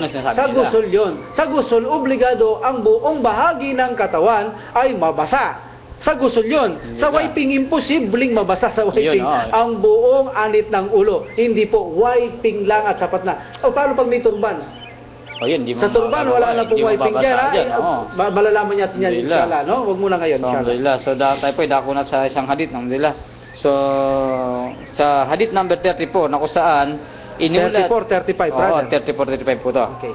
So, inulat ni Abu Hurairah radhiyallahu anhu, ang sugo ng Allah sallallahu alaihi wasallam ay nagsabi, kapag ang isa sa inyo ay nagising mula sa pagtulog, ay kailangan niyang hugasan o linisin ang kanyang ilong ng tubig sa paraang pagsinghot at pagsinga ng 3 ulit para sa pamamalagi ni syaitan ng gabing yaon sa loob ng butas ng iyong ilong. Ibig sabihin, ibig sabihin, brother, alam mo ba yung sinasabi ng mga kamusliman na kapag nanaginip tayong masama ay malaki syaitan? Nakaupo sila sa ilong natin eh. Ang akala nila, nakaupo sila sa labas ng ilong. No, sila spiritual, tumatagos sila sa loob ng nostril natin. Doon sila nakaupo, no? Oo. So alam naman natin ang mga jin ay mahilig yan sa najis, sa maruning. Okay, brother, tuloy mo, brother. So sa hadith naman po, sa number 35, iniulat ni Abu Hurairah radhiyallahu anhu, ang sugo ng Allah sallallahu alaihi wasallam nagsabi, kapag ang isa sa inyo ay nagising mula sa pagkatulog, ay huwag niyang ilalagay agad sa loob ng kasangkapan ang kanyang habang hindi niya nahugasan ito ng 3 ulit. Sabihin natin ito yung kanyang kamay ng 3 ulit sa dahilang hindi niya alam ang kanyang kamay kung saan ito napunta habang natutulog. So, ibig sabihin po, tinuturo dito na wag munang isausaw agad. So, sample tabo, nagulo tayo, nagising tayo ng padyar. So, wag natin isasausaw agad ang ating kamay. Ay dapat hugasan muna ito. Yun po ang tutukoy ito. So dito brother, sa hadith na yaan, sa dalawang hadith na yaan, Alhamdulillah. kapag tayo ay nagising, sa pagkagising, sa gabi yata ay natutukoy mo na, brother. Gabi Yabito, hadith dito, yabito, panggabi ito natulog. No, it means sleep, yabito na nabanggit sa hadith na yan, alam ko means sleep at night, no? So dito, sa unang hadith, ipinakita na kapag ikaw ay nagising ng gabi, linisin mo ang iyong ilong mo. Ilong, pagkagising mo yan, ha? Kahit na hindi ka pa mag-uudo. Alhamdulillah. Sabi na, ito ay rekomenda. Bakit? Hindi naman ito wajib, brother. Rekomenda. Dahil si Satan ay natutulog o nag-i-stay sa loob ng nostril natin, alam natin na ang mga yan ay mga najis. Totoo yan, ha? Mahilig sa marurumi ang mga jin. Kaya ay pinalilinis ito ng Prophet sallallahu alaihi wasallam. Kapag hindi mo ito nililinisan nila, mayroong epekto ito. Nagiging tamad ka sa araw Mabigat, na yaon, mabigat katawan. nagiging mabigat ang iyong katawan. Kaya gusto ng Prophet sallallahu alaihi wasallam, recommend niya na linisin niyo ang inyong ilong. Sumingot kayo ng tubig para malinis yung pinagupuan ng mga jin na ito. Sa ganun ay malinis ito, maging masigla kayo, maging hindi mabigat ang katawan niyo para makapag-aral ng mabuti. So ito po ay rekomenda lamang. Pagdating naman doon sa sinasabi nating pagbangon sa gabi, na wag nating ilagay ang ating mga kamay, no, dahil hindi natin alam kung saan ito ay napupunta, no? Ito ay sinasabi nito nakaraan na ito ay wajib. Di ba sabi natin noong brother, ang paghugas ng kamay ng pulso ay recommend. Dahil wala sa banal na Quran. Dito sa hadith na ito, alang mga scholar, majority, wajib. Hindi ka maaaring magwudu na hindi mo lininis ang iyong kamay hanggang pulso. Ito ay obligado, hindi na ito rekomenda. Sapagkat nila sa hadith, dahil hindi mo alam na kung saan ito nakapupunta. Maaari itong nakapaglaro ng marumi o najis o naipasok sa iyong parte o private parts, naging najis ito, at sa ganito ipapasok mo na lamang sa iyong tabo, maghuhudo ka, mananajis ang iyong tubig. Hindi counted ang tubig mo, hindi counted ang wudu mo, kahit mahusay ang wudu mo, hindi rin counted ang sala mo. Kaya anila sa hadith na ito, itong yabito na ito na sinutukoy na tulog, sleep at night, so anila, ito ay wajib bago ka magwudu. Hugasan mo muna ang kayong kamay hanggang pulso bago mo simulan ang iyong pagwuwudo. Kinakailangan mo munang isalok doon sa pinagwuwuduan mo, linisin mo muna para matanggal kung sakali mayroon itong najis, brother. So yan ang isa sa atin nagpapatunay na ang paghugas ng kamay hanggang pulso sa paggising sa bagong padyar o pagsasala ng padyar, obligado nila. Nahugasan mo muna yan at hindi ito rekomenda, kundi ito ay wajib. Brother. So, ibig sabihin pala, sa pagkagising, kailangan hugasan talaga muna, no, bago natin ito gamitin sa paghulo, no, pagka sasalok na bigla sa Yes, brother. At sa alam mo ba sa hadith na ito, brother, ay nagpapakita na ang jin ay hindi natin nadarama. Alhamdulillah. Nandito sila. Ang mga anghel mo ba na nagsusulat, nadarama mo? Mga espiritu sila. Hindi talaga, oo. Ang mga jin ay hindi rin natin nadarama. Nakaupo sila sa nostril, pero hindi natin nadarama. Pero kaya kailangan nating matutunang i-recite ang Ayatul Kursi nang sa ganun sila ay hindi makalapit sa atin. Gayunpaman ay rekomenda, kaya nga sinabi rekomenda na linisin natin ang ilong pagbangon natin dahil umupo dyan ang mga shayatin, no, o mga jin, nang sa ganun malinis ang kanilang pinagupuan dahil mahilig yan sa mga marurumi. So ang paghugas ng hanggang pulso ay wajib po, part sa hadith na yaan. Part, bago kayo magsagawa ng wudu, hugasan muna ang kamay hanggang pulso. So, at ganun din, brother, sa hadith na yan, ito ay unseen. No? Hindi natin alam, hindi natin darama.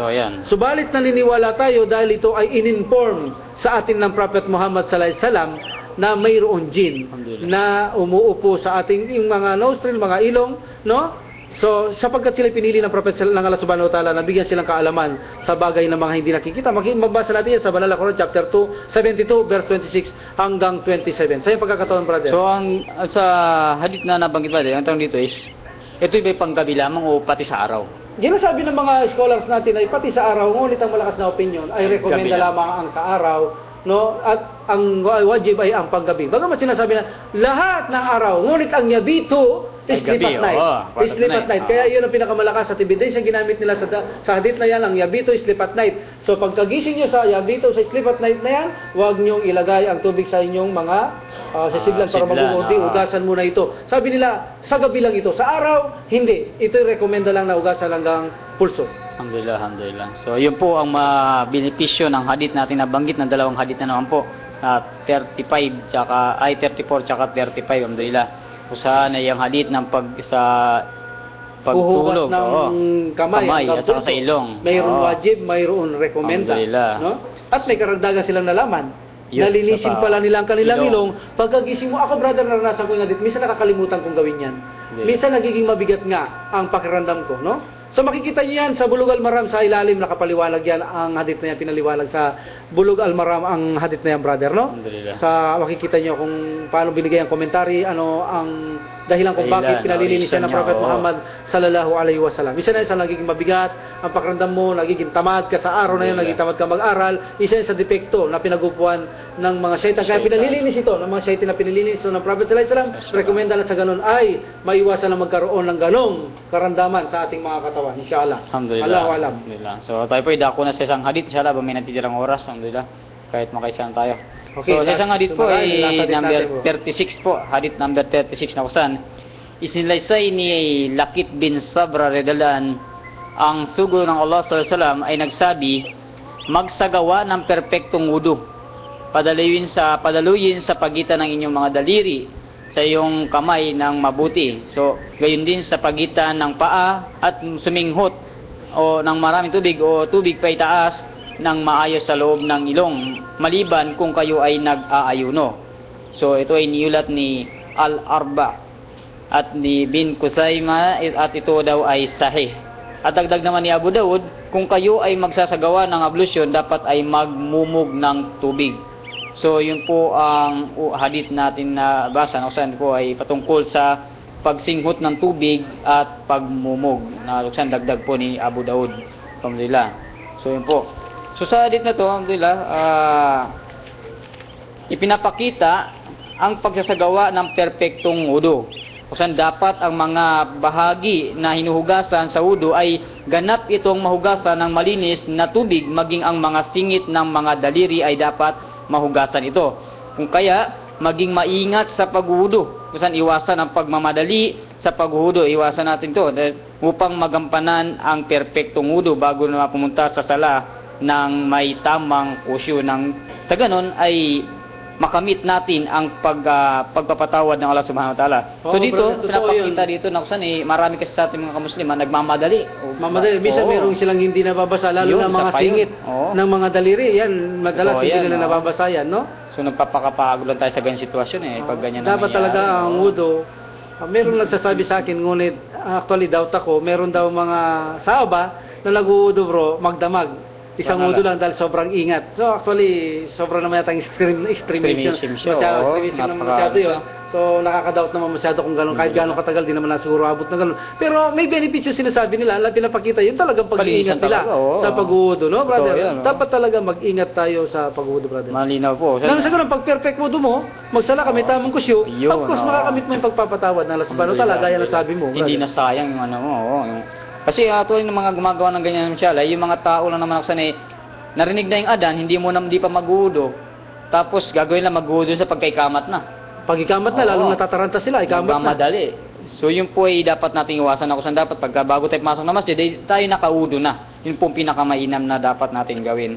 So pinangagdagan sa hadith nito, ang isa ay ang pagsinghot ng tubig sa pagsasagawa ng wudu ay upang sapat na malinis ang loob ng ilong. Sabihin ay dapat talaga ang pagsingot pala talaga dapat nabagit ni Brother kanina, pagsingot ng tubig dapat talagang sumingot dahil nga upang linisin ang loob ng ating ilong. Ngunit sabi nga maliban kung ikaw ay nag-aayon ay iwasan ang pagsingot ng maraming Marami. tubig. Yan ang Oo. kay Lukait or Lakit Oo. na akusan ng Prophet sallallahu alaihi wasallam. Pinagutos pa rin kahit nagayon. Yan ang Alhamdulillah. ginamit nilang dalil na ang ilong at bibig, no? Dahil diyan nabanggit sa ilalim, bro, ayon sa narration ni Abu Dawud, if you perform ablution, then rinse your mouth. So magkasama pa rin dito. Sabi nila, ito ang dalil na obligado o wajib ang paghugas ng ilong, pagsingot at bibig, pagmumog, dahil ito'y part ng mukha. Ito ang dalil na kanilang ginamit. Walang exemption kahit na Ramadan, pinasisingot pa rin tubig. Ngunit, kahit hindi na maging perfecto kasi, brother, ang wudu dapat ay perfecto. Mayroon itong dalawang uri, isbag, ang isbag ay dalawang uri ito. No? Ang asbag na pagka-perfecto sa obligatoring wudu at asbag sa hindi obligatory pag-wudu, tulad ng kamayang ng pulso. Kailangan pa rin natin perfectoin, bagamat rekomenda, sabi natin, taas na lang linisin ko, mas mainam pa rin perfectoin hanggang pulso, dahil ito i-rekomenda, mainam pa rin itong perfectoin. So dalawa ang uri ng isbag o kaperfektuhan ng wudu. So dito, ang kaperfektuhan ng wudu, tinuturo ng Prophet sallallahu alaihi wasallam. Pero pagdating sa buwan ng Ramadan, dahil ang kaperfektuhan talaga ng wudu, dagdagan ng pagsingot para malinis ang ilong. Ngunit sa Ramadan, huwag na. Nagayuno ka, konti na lang, kahit hindi perfect ang paghugas, exemption na yan. Pinapakitaan nila na ang dalil na ito ay wajib ang ilong, ang pagsingot at paghugas.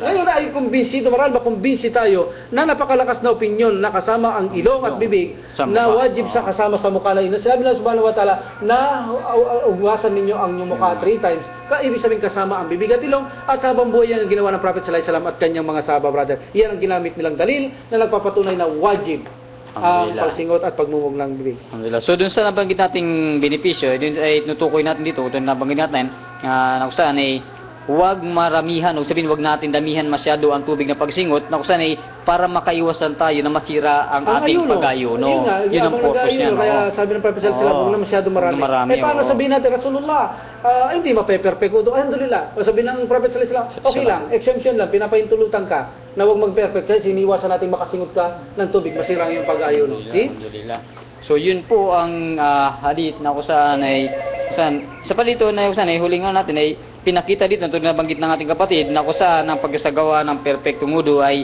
pagsinghot ng tubig kasama ang bibig. So yun po, tulad ng ating sabi nating ustad, alhamdulillah. So inshallah, may dadagdag ka pa ba sa ating hadith number 36 kung mayroon pa, inshallah? So actually, ito ang hadith na ito ay pinapakita ang pagka-perfecto ng wudu. So dapat, brother, kapag sila ay nagwuwudu, pakatandahan nila na huwag nilang kalimutan na sumingot ng tubig, at tinuro pa ng Prophet sallallahu alaihi wasallam paano ang way. Ito nabanggit natin kanina. Ang pinakamatipid, ang pinakamagaling, isang dakot na tubig, isang salok sa kalong ng palad, bibig ilong, bibig ilong, bibig ilong sa one time lang. At least binigyan niya pa ng mga pattern paano ang pinakamagandang pagsingot. So wag na po nating kalimutan kung sino man ang gumagawa nito, na hindi tayo misa sumisingot, dahil sabi natin, gaya na sabi ng ibang scholar, na ang pagsingot at pagmumog ay hindi ito wajib. Ito ay rekomenda lamang. Ngunit napakalakas ng ebidensya na nagsasabi na ito ay wajib. So mas pumunta tayo sa walang doubt, brother. At sa Islam, alam? Saka isa pa doon, brad, magdagdag natin, yung sana, ito ginawa ng buong buhay ng Propeta Muhammad sallallahu alaihi wasallam. Yung buong buhay at mga sahaba. Walang nagpaliban sa at kapag tinuturo pa nila, ipinapakita rin talaga nila yan. Hindi nila sinabing ito, recommend na lamang ito. Wala silang sinabi, kundi talagang tulad ng tinaping natin, si Utsman Radalan. Ipinakita niya talaga ang pagsingot at pagmumog. Itinuro niya. Hindi niya sinabing ito recommenda. Walang nasabi sa kanila na ito'y rekomenda lamang sumingot ng tubig o atibuga at magmumog. Walang nagsabi sa kanila ng ganon. So, huwag nating kalimutan na tayo sumingot ng tubig, gaya ng tinuro natin, pwede yung mga way na sabay ang bibig ilong, o kaya bibig muna 3 beses sa ilong, singot tapos singa, or sabay, bibig ilong, o kaya 2 beses, bibig ilong, tapos dakot ng tubig, bibig ilong, o isang dakot, bibig ilong. So, mayroon pa siyang kaparaanan. So, wag na natin kalimutan ngayon na sumingot ng tubig, magmumog, pagkatapos sumingot naman tubig, at pagkatapos ay singat, sapagkat ang pinakamalakas na dalil, at wala tayong doubt. Pumunta tayo sa walang doubt. Ang Muslim ay palaging sigurista. Hindi siya pumupunta doon sa mayroong doubt na maaring kisawi natin. Kailangan palaging panalo. Palagi walang doubt, palagi tayong sigurista. No? So, ugalihin natin ang pagbubog at pagsingot ng tubig. Ganon din, brother. Ang pagsagawa ng wudu ay tiyakin natin ang mga singit. Yan, number 1 talaga. Ipasok ninyo ang mga daliri sa inyong kapwa singit. Iyan tamang wudu sa mga kamay at paa. Ipinapasok nila ang mga daliri sa kapwa daliri sa mga singit upang tiyak na mabasa Mabasa, ang mga oo. singit ng mga ito. Iyan ay kasama sa pagka-perpekto Ng ng wudu. pagsasagawa ng wudu, brother, no? Kailangan talaga hindi magmamadali, no? So huwag kang magmamadali, Oo. brother. Sa anumang gawain natin sa Islam, ipinagbabawal ng Prophet Muhammad sallallahu alaihi wasallam ang Salam. magmamadali. Tulad halimbawa, brother, bigyan kita sample. Jamaah kongregasyon. Narinig mo ang ikama, Oo, pag-umpisa ikama. na sala. Narinig mo, malayo ka pa. Huwag kang magmadali na maglakad, sabi ng Prophet sallallahu alaihi wasallam. Maging mainahon ka hanggang sa makarating ka doon. Bakit? Dahil ang kusyo mo ay maaring Yun, number magkaproblema. one, oo. Huwag kang magmadali dahil ang kusyo mo, pinag-iingatan yan. So sa Islam, ang padalos-dalos Ay kay Shaitan. ay kay Shaitan, sabi ng Prophet sallallahu alaihi wasallam. So anumang bagay, iniiwasan. Kaya saya tayo bro, madalas lang madisgrasya, yung kadar, Oo, talaga. na hindi natin maiwasan, yung minsan na kadar na kaya napiperwisyo tayo, napipisala, no? Dahil sa pagmamadali, minsan nakakabasag Yan, oo. tayo, Totoo yan, oo. minsan nagagawa natin yung mali, hindi yung tama dahil lang Pagmamadali. sa pagmamadali, no? Maging sa ating mga ibada, huwag tayong magmadali. Halimbawa, kumakain ka, brother. Alhamdulillah. Narinig mo ang adan, kumakain ka. Narinig mo ang ikama, kumakain ka. Kumain ka, sabi ng Prophet sallallahu alaihi wasallam. Huwag kang mag-alala Oo, dahil ang totoo yan. niya mo ay makasamang kongregasyon para ka lang nandoon. Basta't huwag kang magmadaling kumain. Bakit? Masisira ang yung pusyo. Dahil sa pagsasala mo, gutom ka pa, naaalala mo sa isip mo yung pagkain. Yung konsentrasyon mo, ang kahinahunan ng sala mo, Ay, sa pagkain. wala sa sala, kung hindi nandoon sa pagkain. Kaya sa Islam, ugalihin natin maging mainahon, dahan-dahan, maging sa pag-uugali, maging sa mga aksyon, at maging sa pananalita, ay kinakailangan maging maingat tayo Yun, dahil oo. karamihan sa mananahan sa impyerno ng apoy ay mapapahamak dahil sa kanilang mga dila ang Masya Propeta Allah. Muhammad Allahu Akbar. sallallahu alaihi wasallam. Alhamdulillah. No, brother? Masya Allah. So, napakarami na naman nating nalaman. Alhamdulillah. So, inshallah, nawa lahat ng ito ay gawin ito ng Allah subhanahu wa ta'ala na kapaki-pakinabang sa ating mga kamusliman ang mga nalalaman natin, brother, no? Alhamdulillah. Alhamdulillah. So, brother, baka mayroong kang Alhamdulillah, sa- idadagdag, lalo sa mga programa natin, no? Muli ay pinapaabot po namin inshallah na kung saan sa mga nais po muli na makasama o makapanood o makisa sa ating symposium po dyan sa Pangbayo, Lubao, Pampanga sa June 7 po, alas 3 ng hapon dyan po sa covered court. Inshallah sa mga malapit po dyan sa lugar na yan o sa lugar na to ay maaari po kayong dumalo inshallah sa June 7 inshallah, no? At inshallah 3 sa p.m. mga brother, hanggang 3 p.m. po yan. Sa above yun, no, pataas na yun. Alhamdulillah. May cover court, may ilaw naman tayo Meron doon, po. no? Walang problema kahit medyo umulan ng mahina o may madilim, may ilaw po tayo, Alhamdulillah. walang problema, no?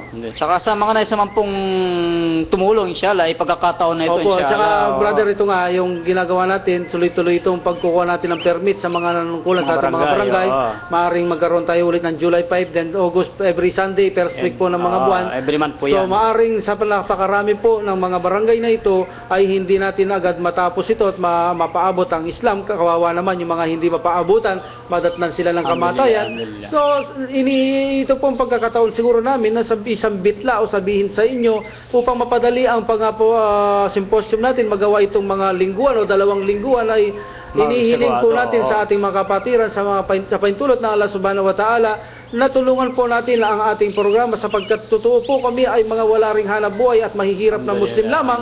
Kami po ay ginagampanan lang namin ang sinabi ng Allah subhanahu wa ta'ala na maging katulong ang kanyang reliyon ay binibigay po natin ito.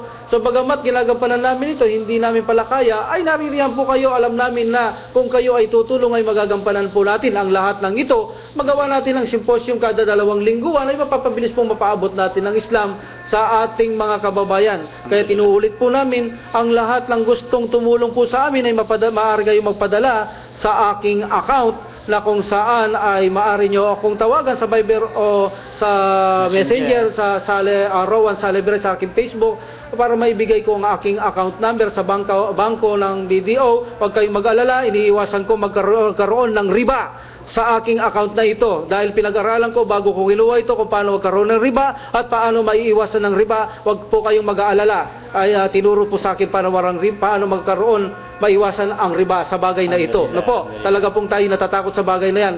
So ginawa ko po yan dahil alam na po natin ang pamamaraan na maiwasan natin ang riba. So wag kayo po mag-alala, bagamat bangko ito sa Pilipinas, may kakayahan po tayo inshallah na maiwasan natin na magkaroon ng riba ang ating account na ito. O kaya naman po ay maaari po kayong tumawag sa aking numero 0998-630-9933 nang sa ganun po ay mapadali pong mga simposium at napakarami ko pa po. O kasama si Brad Musa, nakarami pa po namin programa, nagtuturo din po kami ngayon ng mga basic pick at saka mga Arabic at ganun din po ito pong radyo natin. No po, at sa masjid din po namin ay nangangailangan pa rin po yan. Sa napakarami po, halos Sadaqatul Jariyah po ang galaw po ng programang ito. Inshallah, naway pagpalain kayo lahat na Allah subhanahu wa ta'ala. So po, sana po gigisingin at katukin ang inyong mga dibdib na Allah subhanahu wa ta'ala at na magkaroon kayo pagkakataon na mapamahal at mapalapit at makabit ang habag ng Allah subhanahu wa ta'ala, inshallah. So siyempre ganun po sa mga tumutulong sa mga programang ito sa amin, nawa ay tanggapin ng Allah subhanahu wa ta'ala ang mga gawing mabuti at mag-Sadaqatul Jariyah po ito sa lahat sa atin,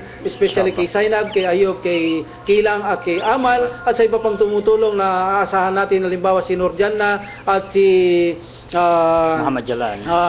Muhammad Jalal, mga kapatid natin dyan, si Daisy Gabino, si Jamila. Sana po ay makatulong din po kayo. Inshallah, inasan po namin ang inyong tulong nang sa ganun ay mapadali natin lahat ang paggalaw sa programa to. Inshallah. Sa pagkakataon natin. Alhamdulillah. Total, nabanggit na ng ating ustad ang lahat ng ating programa. Inshallah ay pansamantala po na kami ay magpapaalam inshallah at magkita muli sa susunod na Miyerkules. Alhamdulillah. Ito lamang sa ating programang Islam Solution for Humanity. So alhamdulillah, kami ay humingi ng kapatawaran sa Allah subhanahu wa ta'ala kung kami man ay nakapagbigay o nakapanakit ng mga damdamin o mga di ka nais-nais na mga salita. Kami humingi ng kapatawaran sa Allah subhanahu wa ta'ala at gandun sa inyong mga tagapakinig ay humingi kami ng kapatawaran at paumanin sa inyo inshallah. So subhanaka wa bihamdika asyhadu an la ilaha anta astaghfiruka wa atubu ilaik. Assalamualaikum warahmatullahi taala wabarakatuh. Alhamdulillah Rabbil Alamin wa salatu wa salam ala Rasulillah. Kami po ay nagaanyaya na makinig at subaybayan po ang aming programa na pinamagatan namin Islam is Solution for Humanity. Ito po ay mapapakinggan natin sa araw ng Miyerkules sa ganap na oras na alas 10 hanggang alas 11 po ng umaga. Dito lamang po sa Bataan Station 98.3 FM Ismail Radio. Ito po ang inyong lingkod na tagapagsalita, Imam Saleh Beray, kasama po ang mga kapatiran sa likuran ng programang ito. Muli po ay inaanyayahan po namin kayo sa isang programa na kung saan ang siya po magbibigay ng lahat ng kasagutan sa lahat na samot-saring suliranin o problema ng tao hinggil sa kanyang pananampalataya na kasagutang katotohanan at walang kasinungalingan. Tayo po ay magkita-kita at magkatagpo-tagpo sa programang ito sa araw ng Miyerkules, alas 10 hanggang alas 11 po ng umaga, insyaAllah. Wassalatu wassalam walhamdulillah Rabbil Alamin.